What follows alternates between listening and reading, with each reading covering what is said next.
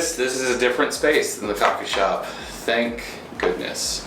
Connor was running out of ideas for photos that we could take for thumbnails and stuff like that. Yeah. It's going to change things up, though. It is really good to change We things keep throwing pins around today. I don't know why! I don't know either. We're just trying to social distance, and then we get them all cross-contaminated. At this point, you know, we probably both have. Anyways, we just wrapped up on week 3 of what to do when you don't know what to do. And if you saw the video on Sunday, Joseph, man, homeboy was caught in pickle. That was the situation. A couple of situations. Situations. Wasn't great. Wasn't great at all. But you know, it's one of these examples as why we need a group of people to surround ourselves with, because we find ourselves, and hopefully you've never found yourself in that situation like that. However, what life throws at us and what brings us through, you know, we need to depend and trust on God, but we need to have one another that can walk through with us. So we're bringing small group, community group to you the best we can right now, digitally and online. And Austin, you left us with that great bottom line about when you don't know what to do the next right thing. And in Joseph's situation, boy, like you said, that situation, I hope you never find yourself in an experience like that.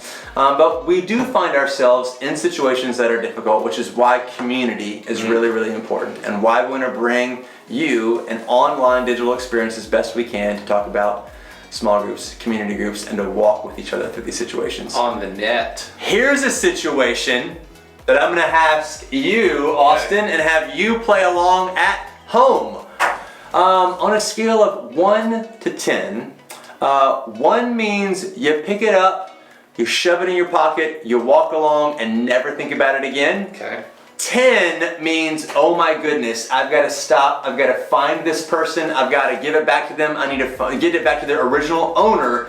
If you found a $1 bill, where would you find yourself? Do I give the church answer?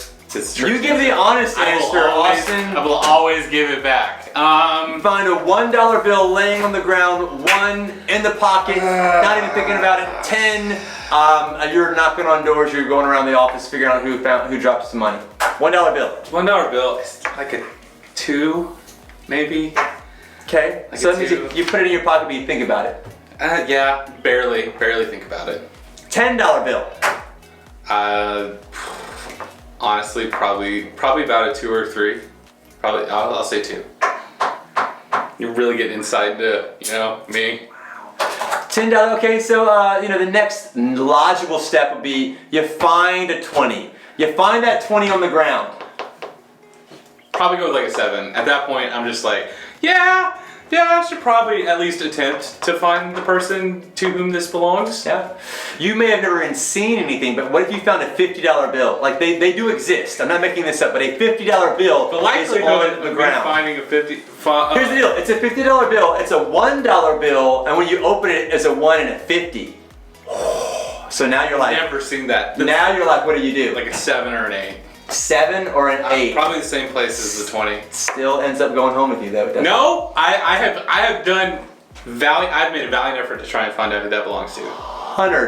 a $100 bill on, like you see it. It's not masked. There it is. What do? Do you? First off, someone's already picked this up. No. There's no way. Nope. It's on the ground. You saw it. I'm taking it to. That's a solid 10. I'm taking it to the customer service desk or whatever, the closest person I can find, to be like, I don't need this on me, so here, you take care of it. That's like halfway, right?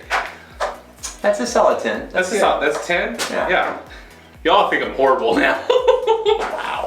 Wow. All right, so Just don't drop a 20. Just don't drop a 10 or a 1, then you're good. yeah, I'm just realizing I got to keep everything in my pockets. So, but that brings us. I mean, this is fun. But you know, what are some things that keep us from doing that next right thing? Using the money analogy, keeping us from doing the next right thing is the fact that, yo, I got $10 now. Yeah. Or, Yeah. hey, I got $1, I can run to Sonic during happy hour. But usually when it comes down to some of those bigger decisions of, you know, maybe I start looking weird to my friends if I start doing the right thing. Maybe I start getting really upset with myself and I start realizing how selfish I am because I'm doing the right thing, and I'm just like, man, I really had a struggle to figure out to do the right thing. I'm a horrible person. like we have found out that I am right now. But yeah, it's just, there are a lot, it's almost like you're missing out on something, or it's costing you something to do that right thing. Yeah, I think so. I mean, we had fun with that situation, but like in Joseph's story that you unpacked for us, that was a very difficult situation. I mean, by doing the right thing, Joseph proved himself to be a person of integrity. But what does it look like to be a person with integrity in high school? I know you're not in high school. I'm not. Imagine a place back though. I was. You have to imagine further back. I was. I would say I tried in high school to live with integrity, and I saw things personally. It's like I would lose friends because I didn't snitch on them, but I may have implied that they did something wrong. I didn't want them cheating off my test. There were some parties or gatherings that you might call that I chose not to go to because primarily I knew that I would get caught, but it was a lot of it, I knew what the right decision was. And it's just the way that your friends view you and the way that the normal worldly culture is going to view you is like, what is wrong with you? Why are you trying to do the right thing when the wrong thing is just so easy? And it really starts shifting how people view you, and it can get really, really hard. And you know, it's really easy to just say, hey, I'm going to do the right thing. It's really easy to say, hey, live with integrity, because we're called to live with integrity if we're followers of Jesus. But in practice, it's really, really hard. And this is where RXP, this really small sheet of paper that will be linked down below, this is where this could come really in handy. I mean, the questions are, I don't know what to do about this thing. I mean, that could be what area of your life feels the most out of control. That could be if I could fix someone completely in that area of my life, what would I say or what would I do? And then maybe what do I complain about most? That's the place that you're putting, that question is where you're putting the decision, that decision that you're trying to make, where there's a right or a wrong decision. And number two, I can talk to, who do you feel the most comfortable with? Who is that person that you trust? Where is that place that you trust? Because sometimes when we're at school, we act differently than when we're at youth group, and when we're at youth group, we act differently than when we are at home. And those comfort levels change. And so who's that person I can talk to? Where can I talk to that person? How can I get in touch with that person? Writing it down and making it a tangible thing is really helpful. And then the last question is, the next right step for me is, here's the thing, a lot of the times, like Joseph, we know what that next right step is. Yeah. We know what we're being called to do as followers of Jesus, but it's actually doing it. So taking these steps and writing it down, using this XP for what it's supposed to be, helps us if we struggle with the spiritual discipline of doing the right thing. It provides a structure so that we can overcome that lack of discipline in our lives. And so, yeah, when we don't know what to do, we're called to do the next right thing, and this is a huge help, so be on the lookout for this as well. Real practical, that's great. Yeah.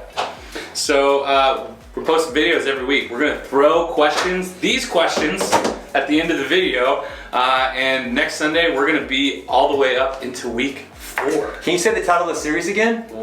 Do I have to? What to do when you don't know what to do. That's like 6 letters that I've written. 4. Yeah, all right. Yep. Anyways, you guys are awesome. See you later.